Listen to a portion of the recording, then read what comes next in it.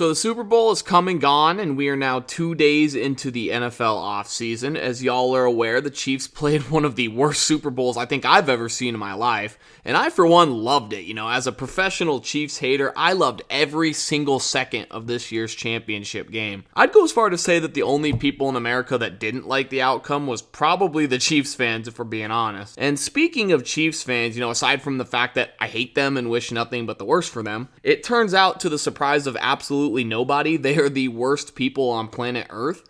And they do not deserve love, because according to this article, Swifties review bomb Eagle Star's family restaurant for brutally trolling Travis Kelce after Super Bowl. So yeah, that is unfortunately a real headline. Pretty bizarre behavior, pretty fucking crazy, but I will say we do need some of the context, so let's go ahead and actually read this article. CJ Gardner Johnson is facing backlash for trolling Travis Kelce after the Super Bowl. The Philadelphia Eagles safety helped his team secure a 40-22 win against the Kansas City Chiefs in New Orleans on Sunday night. After the game, Gardner Johnson threw shade on Kelce and his girlfriend Taylor Swift, sharing a post on his Instagram story.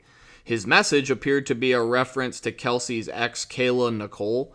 Gardner Johnson posted a photo of him taunting the Chiefs tight end during the Super Bowl, standing in front of his rival with his hands behind his back. The story was accompanied by the song Murder Business by rapper Youngboy Never Broke Again and was captioned, "Should have stayed with that thick skank." Or at least that's what I assume it says, because from what I could find online, I believe that CJ Gardner Johnson, he censored his own post himself, and so I don't know for a certain if that's what it says, but I'm pretty sure that's what it says, because many would deem this Kayla Nicole woman as a whore, because she be throwing hella ass on the TL over there on Instagram. Sure, she's a reporter, she's a fitness influencer, if you can call her that, but yeah, many people will say she's really just kind of a whore because of that. And let's not forget that when her and Travis Kelce were dating, she was posting all of these thirst traps on Instagram and whatnot. Not only that, but she ended up breaking it off with him because he was apparently too cheap. She didn't think he spent enough money on her or something. And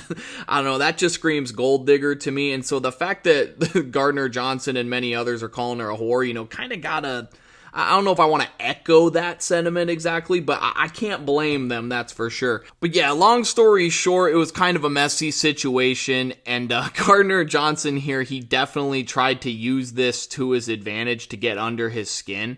And I don't really see a problem with that, if we're being honest, because, it's sports, it's competitive, there's a lot of shit talk. Is it fucked up that Kayla Nicole kind of caught a stray here? Yeah, you could make that argument. I mean, that is a little bit fucked up, not gonna lie.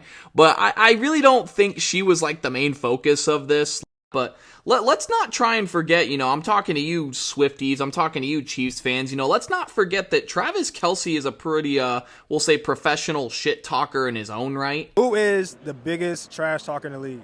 Probably Travis Kelce. He be talking Something crazy. Peeping in the Super Bowl, why? You probably see him saying something to somebody.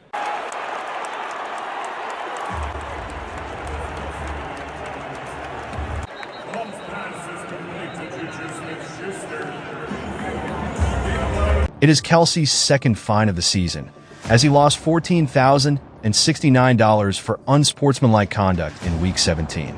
The play in question, a Patrick Mahomes touchdown run, saw Kelce get in the face of Bills safety Damar Hamlin. After some extended jawing, Bills defensive tackle Jordan Phillips ran in and headbutted Kelce in the helmet.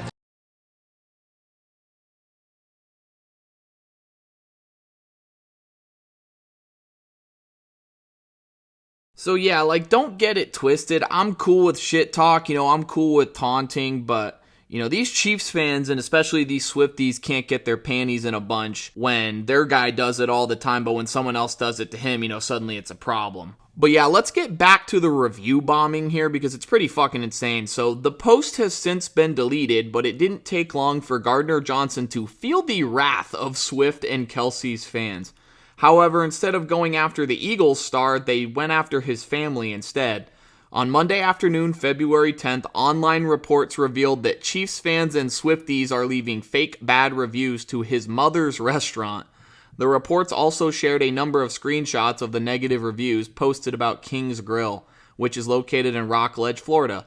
The 1-star ratings, which appeared to be written in the hours after Gardner Johnson's Instagram post, have since been deleted from Google. Many of the negative comments took aim at the restaurant's alleged terrible customer service and below average food, neither of which are legitimate reviews reflective of the establishment's quality. So yeah, let's go ahead and take a look at a couple of these reviews here. So we've got terrible customer service and below average food, followed by a bunch of 1-star reviews here.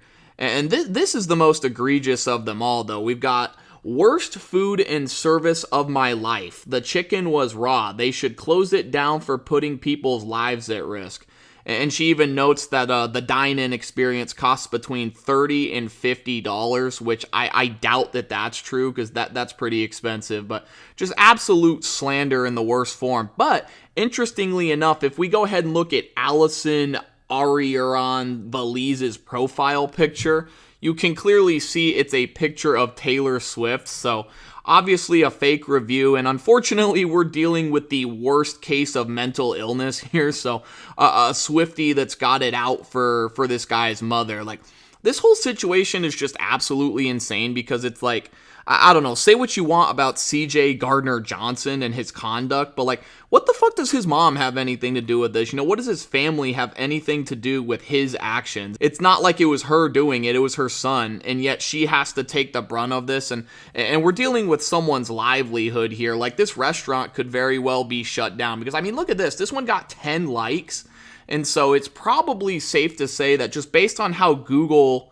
and their review system works, and really just any sort of algorithm in general, right? The more likes something gets, it's going to appear at the top, right?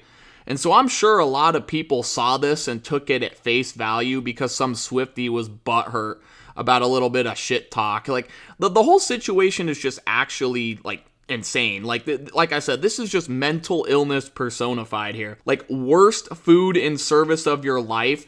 Like, give me a break, man. The chicken did not come out raw.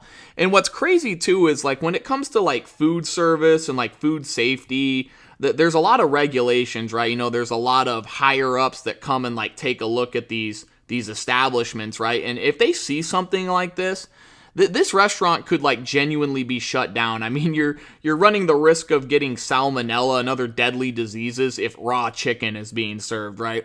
Like, this is legitimately terrible for this business reputation, and it's terrible for his mother's livelihood. I mean, imagine this place actually got shut down.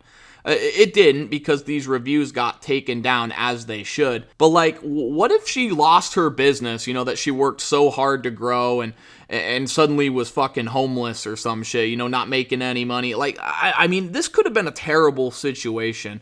Again, say what you want about CJ Gardner Johnson. Like, were his comments a bit unprofessional, a bit classless? Yeah, maybe, perhaps. I mean, you wouldn't catch me doing something like that, but at the end of the day, it's just baseless shit talk, and yet these people are now attacking his poor mother. Like, I genuinely feel sorry for this woman. I don't know, man, that's pretty much it for the video, but just kind of in closing here, I think these Mickey Mouse ears wearing, Disney World frequenting, slanderous fucks need to just grow up and get out of the sports world. Like, go back to your mold-ridden basements and worship Taylor Swift. You know, leave innocent people out of your cult-like attacks, because not only are they making themselves look ignorant as fuck, but, like, again, these are people's livelihoods that they're fucking with. Also, this whole thing is just really wild when you truly think about it, because it's like, how are so many of the Swifties all in cahoots with this? You know, like, how are they all on board? Is there some sort of demonic church services for Taylor Swift dick suckers where they all meet up and just plot this evil attack? Like, I'm genuinely so confused. You know, how does something like this even begin to gain traction? I don't know, but yeah, if you like the video, leave a like, subscribe, all that good stuff. And if you're a Swiftie and or a Chiefs fan, you know, leave a dislike and reply with hurtful insults directed at both me and my family. But until then, I'm out. Bye.